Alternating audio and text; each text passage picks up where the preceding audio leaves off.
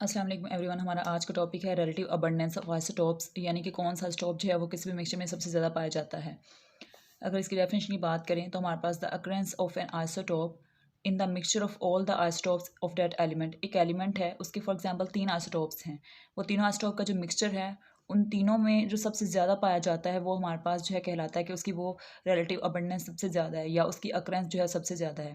जैसे मिसाल के तौर पे मेरे पास जो है हाइड्रोजन है। हाइड्रोजन के 3 आइसोटोप होते हैं। एक हमारे पास होता है प्रोटियम, एक हमारे पास होता है ड्यूट्रियम और एक हमारे पास होता है ट्रीटियम।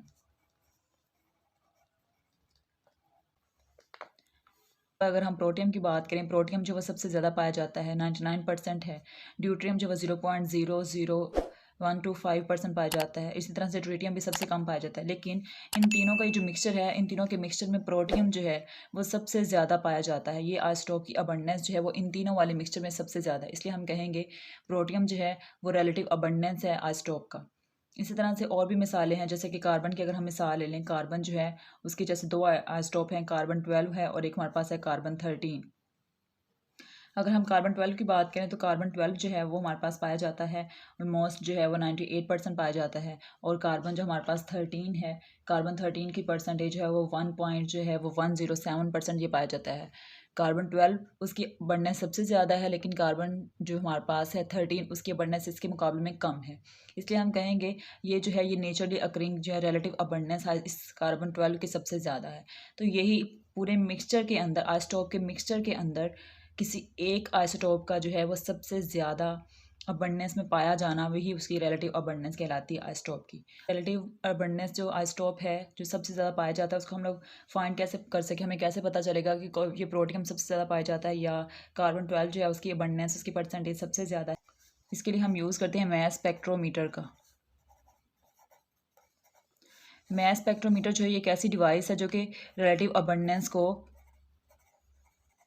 किसी भी आइसोटोप का जो रिलेटिव अबंडेंस है उसको डिटरमाइन करने के लिए जो है हम लोग इसका यूज़ करते हैं मैस स्पेक्ट्रोमीटर का। कहने के नेचर में जो है वो नेचुरली अकरिंग आइसोटोप्स कितने पाए जाते हैं, तकरीबन 280 से जो है वो ज़्यादा ही, तो 280 से तकरीबन ज़्यादा ही जो है वो नेचर में पाए जाते हैं, नेचुरली अकरिंग आइसोटोप्स होते हैं।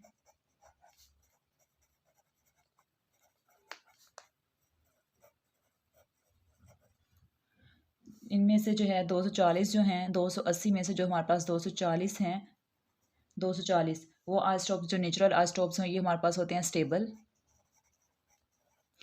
जो ऑलरेडी स्टेबल होते हैं। इनका वो जो है वो अपने आप को स्टेबल करने के लिए, ऑक्टेट या डुप्लेट कंप्लीट करने के लिए किसी की भी जो है वो किसी कहीं से भी इलेक्ट्रॉन की ज़रूरत नहीं होती, ये ऑलरेडी स्टेबल होते हैं।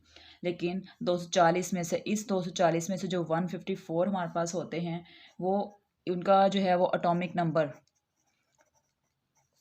नंबर जो है वो होता है इवन, और इनका जो अटोमिक मास है वो भी इवन होता है।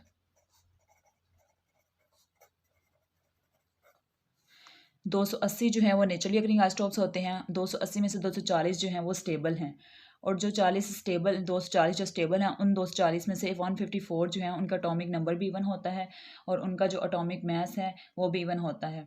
इसके बाद जो हमारे पास 40 जो हैं वो नेचुरल आइसोटोप्स रेडियो एक्टिव भी होते हैं। 40 आइसोटोप्स हमारे पास जो हैं वो कौन से होते हैं, रेडियो एक्टिव भी होते हैं, रेडिएशंस भी खारिज करते हैं, रेडियो एक्टिव भी होते हैं। ये तो हो गया कि जो स्टेबल होते हैं। अब अगर हम बात करें अनस्टेबल की, तो हमारे पास जो है तकरीबन 300 आइसोटोप्स होते हैं वो अनस्टेबल होते हैं। 300 आइसोटोप्स जो होते हैं वो तकरीबन जो है वो हमारे पास होते हैं अनस्टेबल, अनस्टेबल रेडियो एक्टिव होते हैं। ऐसे एलिमेंट्स जिनका एटॉमिक नंबर जो है वो इवन होता है, उनमें स्टेबल आइसोटोप्स बहुत ज़्यादा पाए जाते हैं। उनमें जो आइसोटोप्स हैं, ग्रेटर नंबर ऑफ आइसोटोप्स पाए जाते हैं। स्टेबल आइसोटोप्स की जो तादाद होती है वो बहुत ज़्यादा होती है।